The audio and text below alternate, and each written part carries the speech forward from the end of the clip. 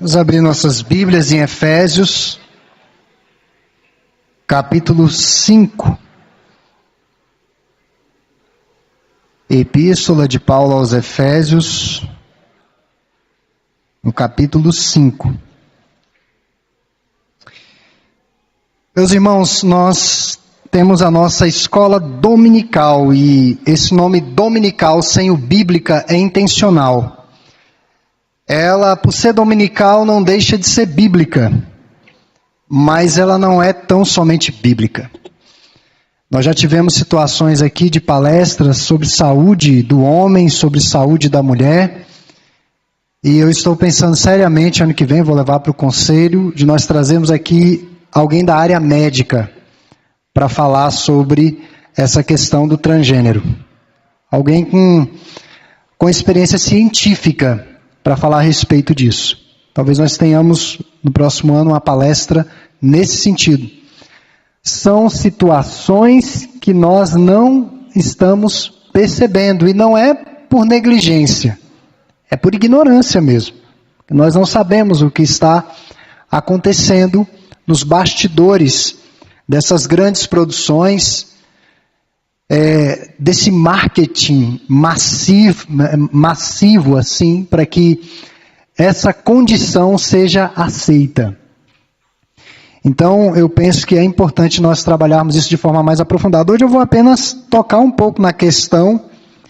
E por que disso no Dia dos Pais? Porque os pais têm um papel fundamental na formação dos seus filhos. Eles são o referencial para os seus filhos, tanto o homem quanto a mulher. Isso faz uma enorme diferença. Então nós vamos ver um pouco a respeito disso hoje, sobre a criação de filhos, a importância dos pais. Primeiro vamos ver aqui Efésios 5:21, que é o fecho de uma sessão que Paulo está falando sobre a santidade, sobre os frutos da vida cristã. Ele contrasta luz com trevas, antigo modo de viver com o novo modo de viver. E aí no verso 21 ele conclui da seguinte maneira: sujeitando-vos uns aos outros no temor de Cristo. E daí eu quero ir para o capítulo 6, verso 1 ao 4. Filhos, obedecei a vossos pais no Senhor, pois isso é justo. Honra a teu pai e tua mãe, que é o primeiro mandamento com promessa, para que te vá bem e sejas de longa vida sobre a terra. Vamos ver juntos? E vós, pais, não provoqueis vossos filhos à ira, mas criai-os na disciplina e admoestação do Senhor. O verso 1 do capítulo 6, no Senhor. O verso 4, finalzinho, do Senhor. Deus estando no centro dessas relações familiares. Quando Paulo escreveu essa epístola aos Efésios, estava em vigência no Império Romano um regime político chamado de pater potestas. Pater potestas. Ou seja, o pai tinha o direito absoluto sobre o seu filho. E quando eu digo absoluto, é mesmo, no sentido amplo da palavra. Ele podia casar o seu filho, ele podia divorciar o seu filho, se intrometer no casamento e promover um divórcio. Ele podia escravizar o seu filho. Ele poderia vendê-lo, rejeitá-lo, prendê-lo e até mesmo matá-lo, se ele quisesse. Você já pensou se esse regime estivesse valendo hoje, hein? Tanto de filho que ia morrer. Então, ele poderia até mesmo matar o seu filho, e era direito dele. Ninguém poderia falar absolutamente nada. Porque era regime, era lei. Então, havia uma rigidez muito grande da vida dos pais em relação aos seus filhos. Hoje, nós estamos vivendo o outro extremo. É o outro lado da moeda na nossa sociedade. Na década de 60, quando irrompeu o movimento dos hippies, houve uma explosão de revolta a toda instituição e a toda autoridade. Paz e amor. Viva livre. Sem freios morais. Faça amor, não faça guerra. Esse era o lema. a libertinagem sexual. Ninguém é de ninguém. Então, a autoridade dos pais naquele tempo, não se engane, também foi questionada. Isso trouxe danos para o mundo de maneira geral. As nossas crianças, adolescentes, e eu digo que esse grupo diabólico, eu não consigo encontrar outra forma de definir, mas é um grupo diabólico mesmo, do inferno. Esse grupo diabólico, irmãos, sabe que não vai conseguir desencaminhar eu e você. Porque nós somos crentes, somos maduros, já temos a nossa formação. Eles sabem que será inútil tentar nos desencaminhar, mas esse grupo vai aliciar as nossas crianças. Por que do interesse nas crianças? Por que do interesse nas crianças? Por que do interesse nos adolescentes, nos jovens? Existe uma razão por detrás, isso não é aleatório. Há um motivo por detrás disso. Então as nossas crianças, os nossos jovens, têm sido bombardeados para questionar até mesmo a própria sexualidade.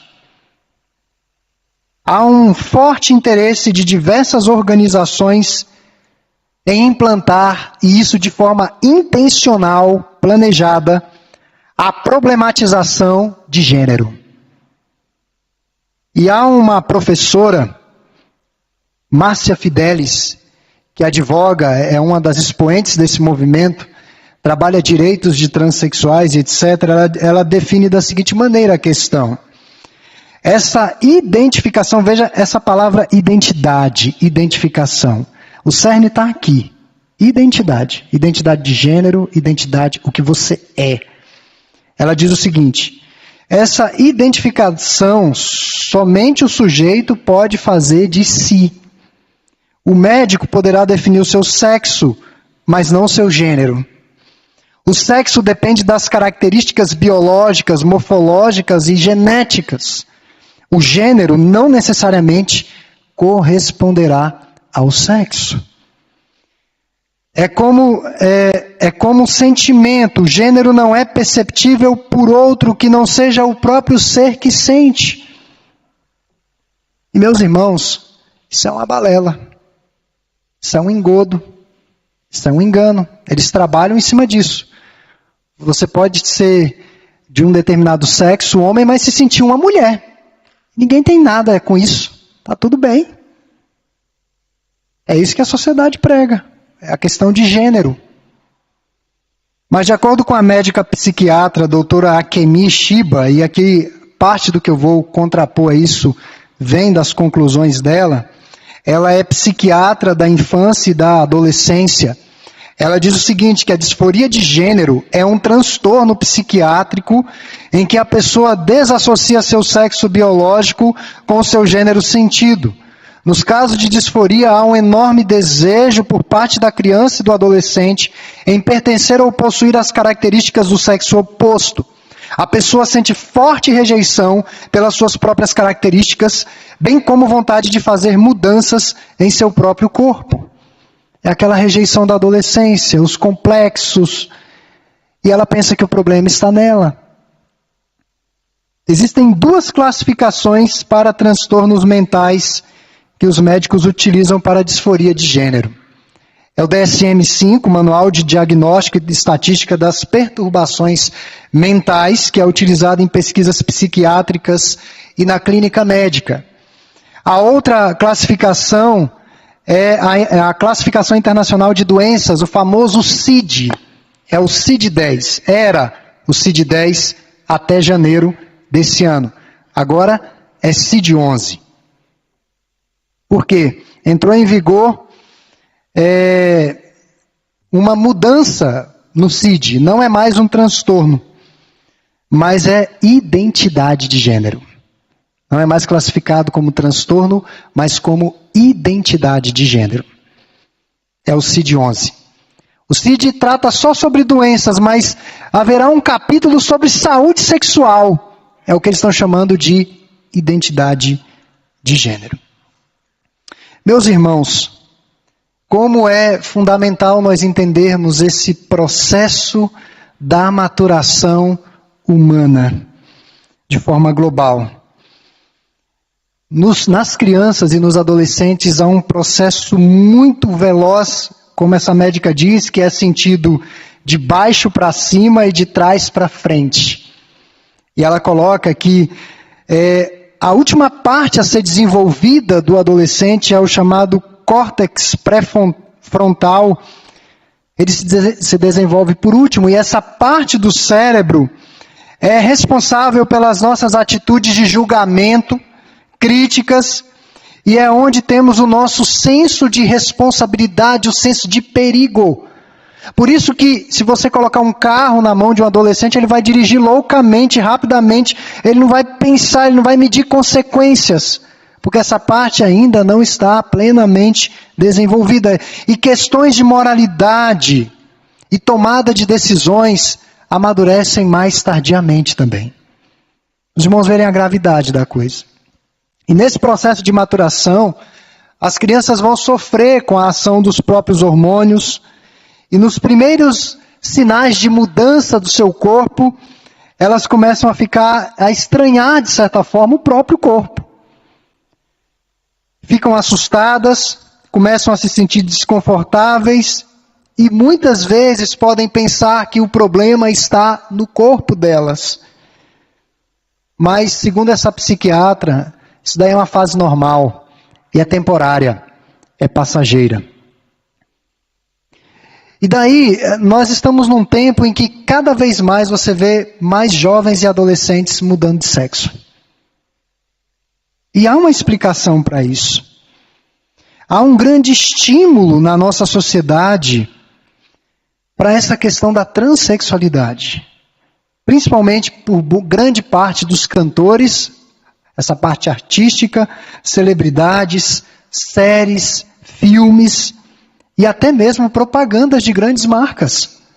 Eles estão estimulando, vendo como algo tranquilo. E não é tranquilo. Não é tranquilo. Não é, definitivamente não é. A visibilidade trans é muito trabalhada por todos esses personagens para dar visibilidade às minorias. E há duas correntes que tratam da questão da disforia de gênero. A primeira delas é uma corrente não intervencionista, que vai trabalhar o sofrimento psíquico, trabalha clinicamente e tenta reverter aquela disforia. Mas há uma outra corrente, irmãos, que tem sido altamente propagada, e no nosso país, pra você ter ideia, alguém no nosso país para fazer uma cirurgia de vasectomia tem que ter acima de 25 anos, né, Fabrício? Acima de 25 anos e 2 filhos. Se alguém quiser mudar de sexo com a mudança que teve na lei, falando de Brasil e de SUS. De Brasil e de SUS. Se alguém quiser mudar de sexo, conseguir e tal, provou, com 18 anos pode fazer a transição. Vocês estão vendo aí a inconsistência da coisa, o absurdo da coisa. Um adolescente, legalmente, com 16 anos, pode fazer o tratamento hormonal. Já pode injetar hormônio no seu corpo. Quem é da área médica sabe das implicações hormonais, dos problemas. E são muitos. Envelhecimento precoce, dificuldades na menopausa, andropausa. E outros problemas de saúde que vão surgir ao longo daquela vida que está iniciando. Ela está iniciando. E ela já recebe essa mudança de gênero. O índice de pessoas que se arrependem dessa transição quando é feita tão precocemente é muito alto. As pessoas que entram em colapso com a própria identidade de gênero. Elas entram em colapso. Elas percebem que o buraco é muito mais embaixo. Que a crise de identidade delas não era, na verdade, por conta do gênero. É existencial. É muito maior, é muito mais intensa. Então, essa segunda corrente, irmãos, e aí até o que essa psiquiatra coloca, como o CID-10 foi para CID-11 e a identidade de gênero, como é que o SUS vai trabalhar isso? Porque não é mais uma doença. Para o CID. DSM ainda vê como um transtorno porque causa sofrimento. Causa sofrimento para as pessoas que sofrem disso. Meus irmãos, o que isso tem a ver com o que nós queremos dizer hoje?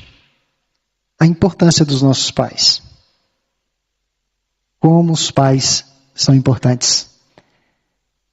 Acima de qualquer tratamento médico, medicamentoso, de terapias, serão os pais. Eles terão um papel fundamental na formação da identidade dos seus filhos, inclusive a identidade de gênero. Que é um problema que os irmãos vão ver de forma muito abundante. Já tem sido abundante. Mas a tendência na nossa sociedade que tem fomentado isso é piorar muito, irmãos. É piorar muito, é ter mais e mais e mais e mais. Porque há um estímulo para isso. Já é um problema ali no desenvolvimento da criança e do adolescente. E esse problema, essa fragilidade biológica é explorada por esse grupo diabólico. Eu digo que é diabólico porque é mesmo. É mesmo, eu não consigo ver de outra forma. Isso é coisa do inferno para atingir as famílias, a sociedade de maneira geral. Por isso que eu quero trazer alguém da área médica para falar aqui. Não apenas o que... Apenas não, porque a Bíblia já é sábia, está muito à frente da gente, muito à frente, muito adiante da gente, muito à frente da ciência. Mas alguém que está lidando com essas questões no dia a dia, sob a ótica médica. Eu devo trazer, sim, com a bênção de Deus. Mas o Evangelho tem um papel fundamental para as relações humanas, a família e a sociedade. Se o nosso cristianismo não é capaz de mudar a maneira como nós nos relacionamos com a nossa família, esse cristianismo já está falido. Não existe pai ou mãe perfeitos. Não existe. Mas existem pais e mães dedicados, corajosos, que não desistem dos seus filhos. Essa é a grande diferença. E calçados pelo Evangelho do Senhor. É inconsistente ser um homem ou uma mulher fiel a Deus se omitindo da responsabilidade de criar os filhos nos santos caminhos de Deus. Paulo diz aqui que é impossível um jovem ser fiel, abençoado e cheio do Espírito Santo sem obedecer aos pais. Ele não vai ser abençoado. Ele vai ter uma vida repleta de transtornos por conta da sua desobediência. A desobediência tem um preço e a fatura é muito alta. Então eu quero primeiro aqui destacar o dever dos filhos para com os pais. Eu vou passar muito brevemente aqui porque hoje é o dia dos pais. Verso 1 ao 3, ele dedica a maior parte do texto a isso. O apóstolo menciona aqui 3 motivos que devem levar os filhos a serem obedientes aos pais. O primeiro deles é quanto à natureza. Filhos, obedecei. Eles precisam obedecer sem resmungação, sem murmuração, sem embromação, sem rebelião e sem chantagem. Eu vou te obedecer se o senhor fizer isso. Simplesmente obedecer. Segundo, a lei. Honrar é mais do que obedecer. É dar a eles o que é devido, por todo esforço e sacrifício em nosso favor. É mais do que merecido. Não é uma mera obrigação, mas deve ser um deleite e uma expressão de gratidão dos nossos corações. O que o texto bíblico, em outras palavras, diz é que honrar os pais é honrar a Deus. É honrar o próprio Deus. Terceiro, o Evangelho. Filhos, obedecei a vossos pais no Senhor. No Senhor. Os pais não são donos da verdade, mas são instrumentos de Deus para orientar os seus filhos. Eles são a providência de Deus na vida de seus filhos. Filhos que têm pais crentes têm que glorificar a Deus todos os dias. Porque esses pais estão orando por você o tempo todo. Esses pais estão desejosos que você tenha êxito não apenas na vida temporal, em seus estudos, no seu trabalho, na constituição da sua família e etc. mas esses pais estão interessados na sua salvação eterna, no seu bem-estar espiritual. E nós só sabemos o que é bem-estar espiritual quando passamos por algum tipo de transtorno emocional. Seja uma depressão, seja um pânico, sei lá, qualquer coisa, uma ansiedade muito grande, aí que nós valorizamos o que é a paz de espírito, o que é a paz de Deus, o que é você ter casca grossa para passar pelas adversidades da vida. São muitas adversidades, elas vêm, elas arremetem contra nós, e se nós estivermos fragilizados em algum momento, nós sucumbiremos. Então esses pais estão preocupados com o bem-estar dos seus filhos para além desta vida. Segundo destaque que eu quero fazer nesse texto, irmãos, é o verso 4, o dever dos pais para com os filhos. Como eu disse no início, pelo contexto social, o princípio de pátria potestas, o pai podia não só castigar os filhos, mas também vendê-los, escravizá-los, abandoná-los e até mesmo matá-los. Sobretudo, os fracos, doentes e aleijados tinham pouca chance de sobreviver. Poderiam até sobreviver. Eu não sei se os irmãos notaram na narrativa dos evangelhos que a maioria dos paralíticos estavam praticamente sozinhos. Contavam com a ajuda de amigos, estavam pedindo nas ruas, estavam ali, abandonados. Porque os fracos eram deixados para trás. E não havia lei que impedisse do pai deixar o seu filho para trás. Mas Paulo ensina que o pai cristão deve imitar outro modelo. A paternidade é derivada de Deus. Os pais humanos devem cuidar dos seus filhos como Deus o Pai cuida da grande família da fé, da sua igreja, do seu povo. Ele é o nosso principal referencial. Você já conheceu um grande pai? Você já conheceu um grande homem? Alguém que você admira pela firmeza, pela consistência, pela maneira como conduziu a sua casa, pelos frutos que há na sua casa? Pois coloque o padrão muito acima desse. Muito acima desse pai terreno. E aqui, inicialmente, nós temos uma exortação negativa. E vós, pais, não provoqueis vossos filhos a ira. Não provoqueis vossos filhos a ira. Os pais não devem abusar da sua autoridade. Seja usando a ironia ou a ridicularização de seus filhos. Você já viu pais que zombam dos filhos? Zombam. Simplesmente zombam dos filhos, fazem pouco caso, os expõem ao vexame, à vergonha. Essa não é uma conduta bíblica. Deus não faz isso conosco. Deus não nos trata dessa maneira. Então, não expor os filhos à ira. O excesso ou a ausência de autoridade provoca a ira nos filhos. O excesso ou a ausência de autoridade leva os filhos ao desânimo. Colossenses capítulo 3, verso 20 diz que eles podem chegar a um ponto de desânimo em relação aos pais e até mesmo à própria vida.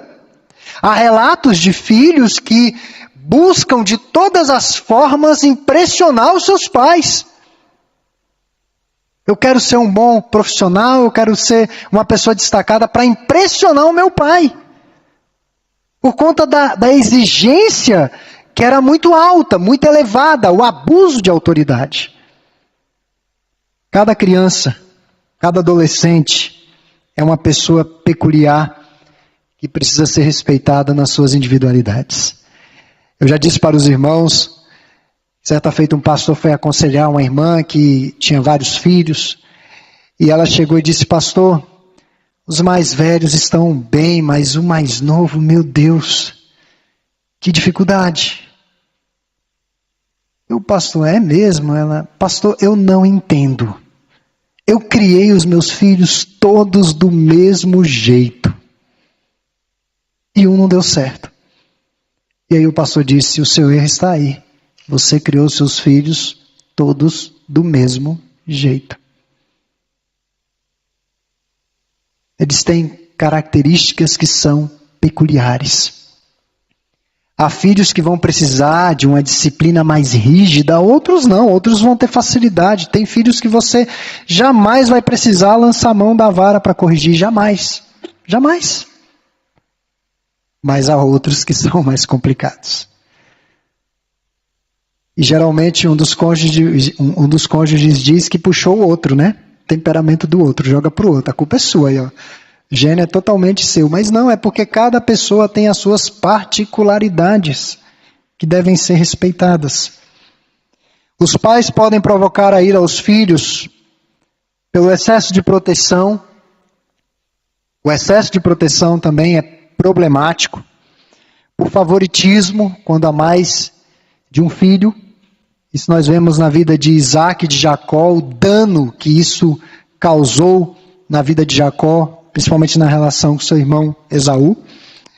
Por desestímulo, quando aquele filho nunca recebe uma palavra de incentivo dos pais, apenas a cobrança. Por não reconhecer a diferença que há entre os filhos, por falta de diálogo, por falta de conversas, e elas devem acontecer, e em todo tempo, em todo momento. Recentemente, os jovens estudaram sobre a vida de Davi e Absalão, e eles viram como foi problemática aquele relacionamento de Davi com Absalão. As omissões de Davi em corrigir o Absalão, primeiro por ter matado o seu meio-irmão, o Aminon. Ele matou e não foi corrigido por seu pai. Ele fugiu.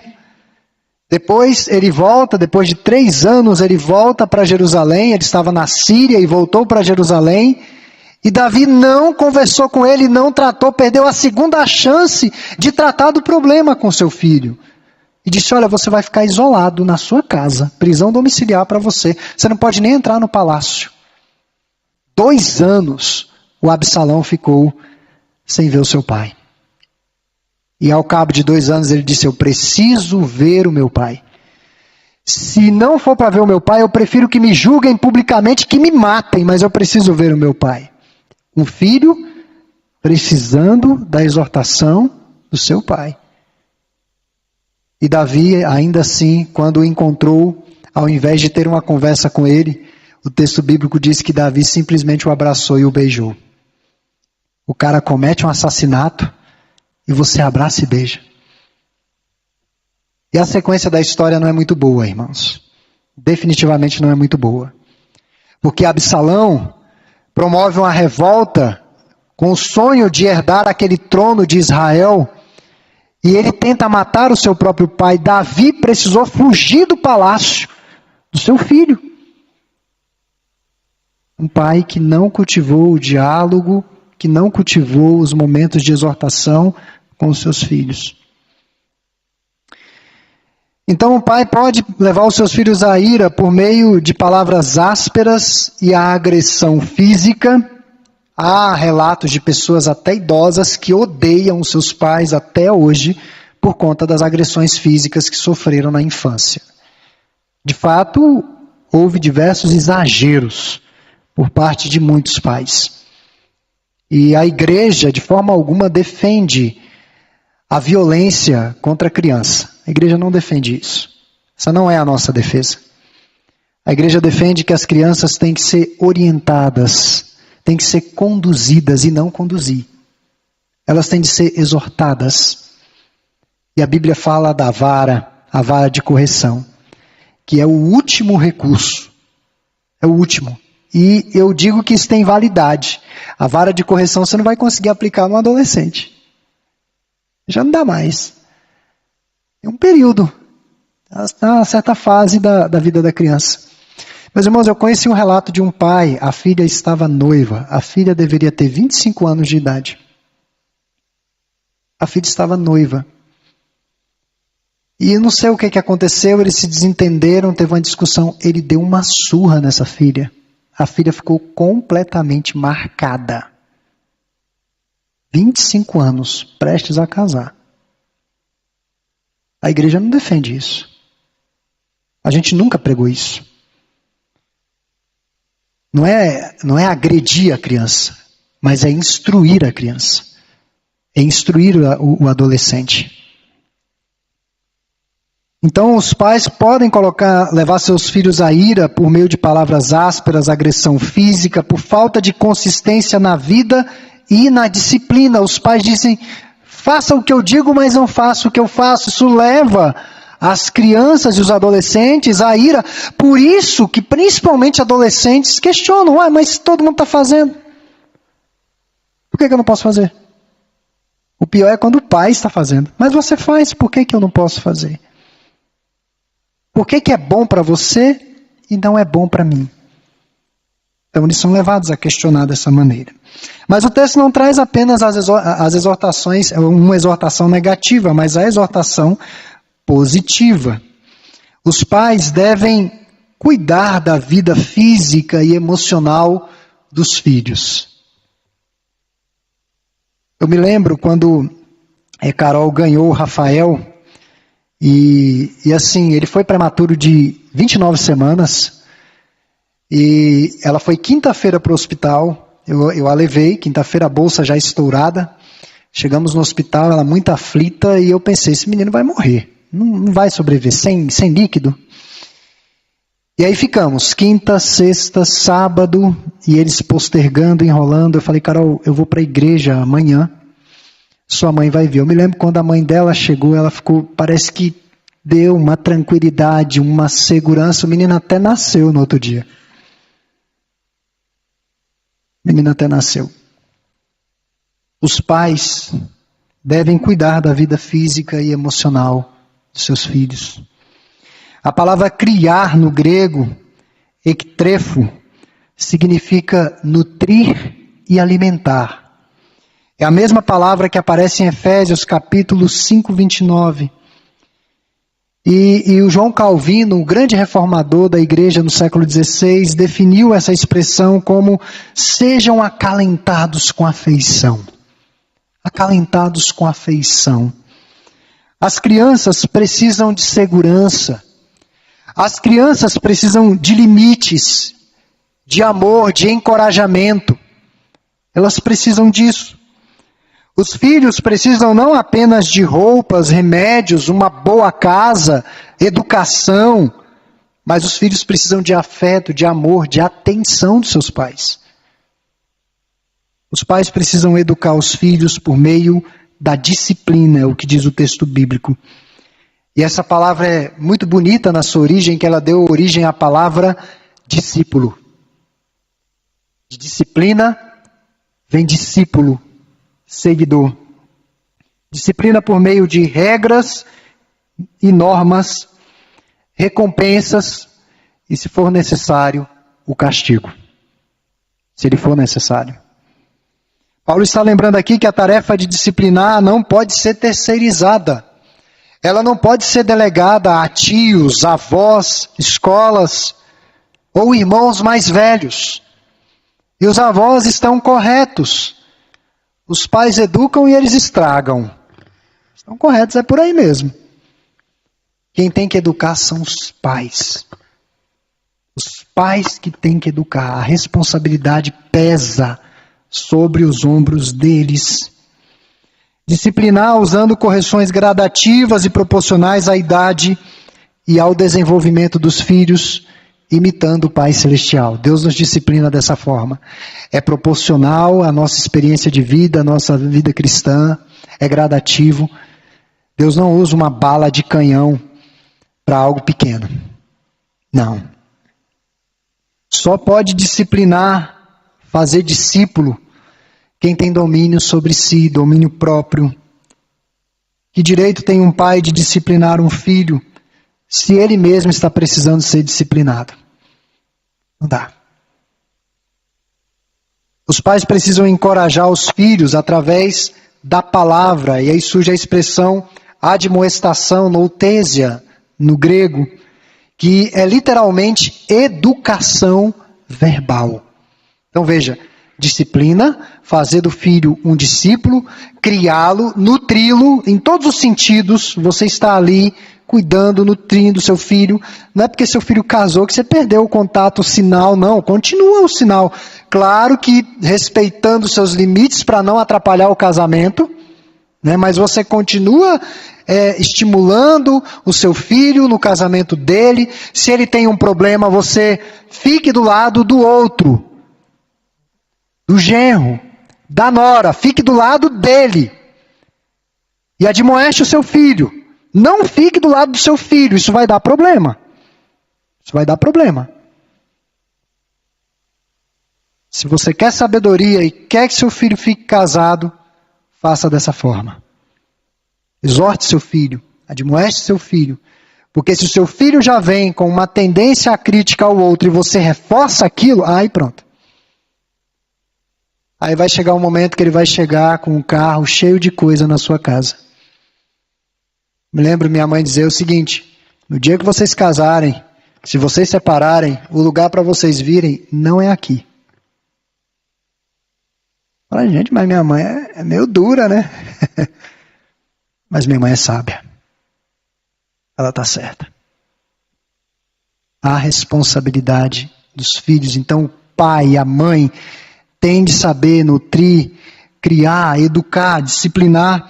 E ele fala da admoestação, que é justamente a educação por meio da palavra falada. Da fala. Dos diálogos, das conversas, é advertir, estimular.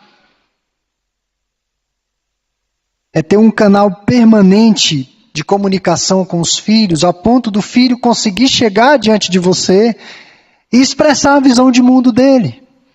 No aconselhamento bíblico, quando a gente está se preparando para essa situação, uma das primeiras lições do conselheiro bíblico é que o conselheiro bíblico tem que saber ouvir os maiores absurdos do mundo. Você tem que ouvir tudo e segurar. Não é já ouvir e rebater. Deixa seu filho falar. Você vai conhecer por aquilo que ele falar, a visão de mundo dele, a cosmovisão dele, sobre tudo e todos. Será que você sabe o que o seu filho pensa sobre sexualidade? Você sabe o que o seu filho pensa sobre você, sobre família, sobre igreja? Sobre Deus? Você sabe? Você já ouviu seu filho? Então, essa admoestação passa por isso, esse conhecimento do coração dos nossos filhos, para que aí sim eu consiga falar. E falar de forma bíblica e assertiva. Por isso que no aconselhamento bíblico, a primeira sessão, o primeiro encontro, é praticamente a pessoa falando. Ela fala, vem os absurdos, etc. O conselheiro bíblico tem que, muitas vezes, anotar, porque são muitas informações. E depois ele vai pegar aquelas anotações, ele vai ler a Bíblia, e ele vai pensar qual a melhor maneira de chegar naquele coração. Qual a melhor maneira de chegar naquele coração com a Bíblia e conseguir redirecionar essa visão de mundo. Então os pais têm de ter essa habilidade com os seus filhos. Eles têm de ter sempre uma palavra bíblica firme, direta, confrontadora, mas sempre encorajadora e amorosa. Os pais são responsáveis pela educação cristã dos filhos, a educação para a vida, não é a escola. Não adianta a escola ser confessional. Há alguns pais que têm o ledo engano. É uma escola confessional. É o Mackenzie. O Mackenzie vai tornar o meu filho um crente. Se você tiver dinheiro para pagar a mensalidade daquela... Mas se você pagar a mensalidade com essa ilusão, você vai se frustrar grandemente. Não é uma escola formal que vai tornar o seu filho um crente, mas é o evangelho pregado por você. É o evangelho proclamado por você. A Priscila, a superintendente, leu hoje pela manhã Provérbios, capítulo 4. Eu acho interessante a história do livro de Provérbios em meio ao povo hebreu. Um pai, quando estava chegando já aos seus últimos dias, percebia doenças, limitações, ele fazia um provérbio manuscrito. Isso que o presbítero Paulino está falando do inário manuscrito, era um provérbio manuscrito, de próprio punho. E ele escrevia todos os 31 provérbios que correspondem a 31 dias no mês. Você pode ler um por mês, um a cada dia do mês. E aquilo dali era um legado que o pai deixava para os seus filhos. No dia do seu funeral, era entregue com o testamento esse livro de Provérbios manuscrito para o filho. Pensa que bênção. O pai ia embora, mas os preceitos de Deus estavam ali para guiar o seu filho nos caminhos do Senhor. Meus irmãos, concluindo, a expressão no Senhor revela que os responsáveis pela educação cristã dos filhos não é a escola, não são os avós, não é nem mesmo a igreja, mas os próprios pais. Por detrás dos pais está o Senhor. Ele é o mestre, Ele é o grande administrador da disciplina. Então que Deus nos ajude. Tantos desafios que nós estamos enfrentando em nossos dias. Muitos desafios com as nossas crianças, com os nossos jovens. Às vezes você vai conversar com uma criança de 8 anos, você tem a imagem de uma criança de 8 anos do seu tempo. Você fica assustado. Um tanto de informação que uma criança de 8 anos tem. Você diz, eu estou querendo ensinar alguma coisa, ele está me ensinando. Muita mudança. E esse desenvolvimento precoce de todas as potencialidades humanas tem causado um dano muito grande. E a igreja do Senhor precisa estar atenta. Os homens precisam estar atentos. Nós temos uma responsabilidade muito grande, irmãos.